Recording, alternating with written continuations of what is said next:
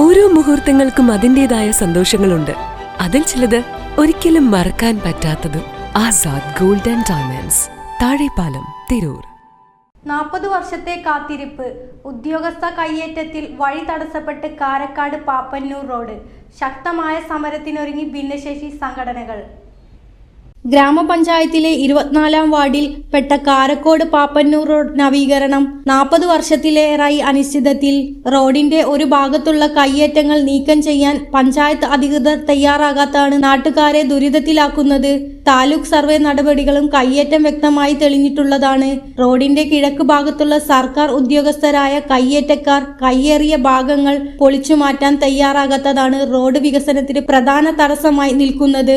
എന്നാൽ റോഡിന്റെ പടിഞ്ഞാറ് ഭാഗത്ത് താമസിക്കുന്ന ഭിന്നശേഷിയുള്ള കുട്ടികളുടെ കുടുംബങ്ങളും വയോജനങ്ങളും കിടപ്പു രോഗികളും റോഡിന്റെ ദയനീയമായ ശോചനീയാവസ്ഥ കാരണം നിത്യേന വലിയ യാത്രാ ദുരിതമാണ് അനുഭവിക്കുന്നത്. നീണ്ട നിയമ പോരാട്ടം വീണ്ടും നടപടി വൈകുന്നു. കയ്യേറ്റം നീങ്ങുന്നതുമായി ബന്ധപ്പെട്ട് നീണ്ട നിയമ പോരാട്ടങ്ങളാണ് 2023 താലൂക്ക് സർവേ റിപ്പോർട്ട് മുൻനിർത്തി പഞ്ചായത്ത് കയ്യേറ്റക്കാർക്ക് ഒഴിക്കാൻ നോട്ടീസ് നൽകിയെങ്കിലും ഇവർ ഹൈക്കോടതിയിൽ നിന്നും സ്റ്റേ സംബന്ധിച്ച് 2025 കേസ് വന്നതിനെ തുടർന്ന് പഞ്ചായത്ത് വീണ്ടും നോട്ടീസ് അയച്ചെങ്കിലും കയ്യേറ്റക്കാർ വീണ്ടും സ്റ്റേ വാങ്ങുകയായിരുന്നു.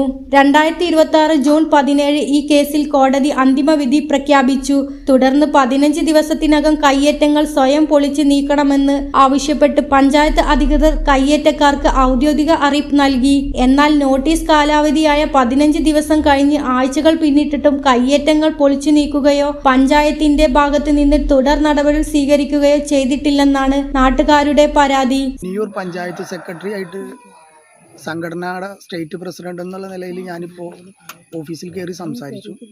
അപ്പോൾ അദ്ദേഹം എന്നോട് പറഞ്ഞത് താൽക്കാലിക ചുമതലയുള്ള ഒരു സെക്രട്ടറിയാണ്, സ്ഥിരം ചുമതലയുള്ള സെക്രട്ടറി തിങ്കളാഴ്ച ചാർജ് എടുക്കുമെന്ന് പറഞ്ഞ. അപ്പോൾ വേണ്ട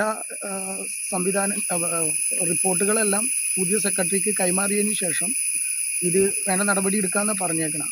നടപടി എടുത്തില്ലെങ്കിൽ ഞങ്ങളൊരു ജനകീയ പോരാട്ടത്തിലോട്ട് ഇത് കടക്കേണ്ടി വരും. അത് ഞാൻ പഞ്ചായത്ത് സെക്രട്ടറിനോട് വളരെ വ്യക്തമായി പറഞ്ഞു കൊടുത്തിട്ടുണ്ട്. ഇനി ഇതിൻ്റെ തുടർ നടപടികളെല്ലാം ഞങ്ങളൊരു ജനകീയ പോരാട്ടത്തിൽ കൂടി തന്നെ നടത്താൻ തീരുമാനിച്ചേക്കണേണ്. അതിന് മുന്നോടിയായിട്ടാണ് സെക്രട്ടറിയെ ഞാൻ സന്ദർശിച്ചത്. അപ്പോൾ പറഞ്ഞേക്കണത് പുതിയ സെക്രട്ടറി വന്നിട്ട് എന്താണെന്ന് വെച്ചാൽ ചെയ്തു തരാമെന്ന് പറഞ്ഞേക്കണം. അപ്പോൾ എന്തായാലും അതുവരെ ഞങ്ങൾ വെയിറ്റ് ചെയ്യാൻ തീരുമാനിച്ചിട്ടുണ്ട്. സെക്രട്ടറിയെ ഉപരോധിച്ച് സമര മുന്നറിയിപ്പുമായി വോയിസ് ഓഫ് ഡിസേബിൾഡ്. പഞ്ചായത്തിന്റെ നയത്തിനെതിരെ വോയിസ് ഓഫ് ഡിസേബിൾഡ് ഭിന്നശേഷി സംഘടനയുടെ നേതൃത്വത്തിൽ ഭാരവാഹികൾ പഞ്ചായത്ത് സെക്രട്ടറിയെ നേരിൽ കണ്ട് പ്രതിഷേധം അറിയിച്ചു. സംഘടനയുടെ സംസ്ഥാന പ്രസിഡന്റ് നാസർ മനയിൽ, സംസ്ഥാന എക്സിക്യൂട്ടീവ് അംഗം റഫീഖ് തിരൂർ, യൂനിസ് കെ പടിക്കൽ, സലാം തെന്നല, പഞ്ചായത്ത് കമ്മിറ്റി ഭാരവാഹികളായ ഇസ്മായിൽ ആലുങ്ങൽ, സജിന പയ്യാളി, ഹഫ്സത്ത് പുളങ്കോട് എന്നിവരുടെ നേതൃത്വത്തിലാണ് സെക്രട്ടറി ചർച്ച നടത്തിയത്. നിലവിൽ താൽക്കാലിക ചുമതലയുള്ള സെക്രട്ടറിയാണ് ഉള്ളതെന്നും അടുത്ത ആഴ്ച പുതിയ സ്ഥിരം സെക്രട്ടറി ചുമതല ഏൽക്കുന്നതോടെ കയ്യേറ്റങ്ങൾ നീക്കുന്നതിൽ അടിയന്തര തുടർ നടപടികൾ ഉണ്ടാകുമെന്നും അധികൃതർ ഉറപ്പു നൽകി. എന്നാൽ ഇനി വൈകാതെ അടിയന്തര നടപടികൾ ഉണ്ടായില്ലെങ്കിൽ ശക്തമായ ജനീയ പ്രക്ഷോഭങ്ങളിലേക്ക് കടക്കുമെന്ന് ഭിന്നശേഷി സംഘടന ഭാരവാഹികൾ മുന്നറിയിപ്പ് നൽകി. ന്യൂസ് 99 തിരൂരങ്ങാടി. 35 വർഷത്തെ വിശ്വസ്ത പാരമ്പര്യവുമായി എന്നും എപ്പോഴും കൂടെയുണ്ടെന്ന വിശ്വാസം. Basith wedding mall, Basith arcade, Poonkottukulam, Tirur.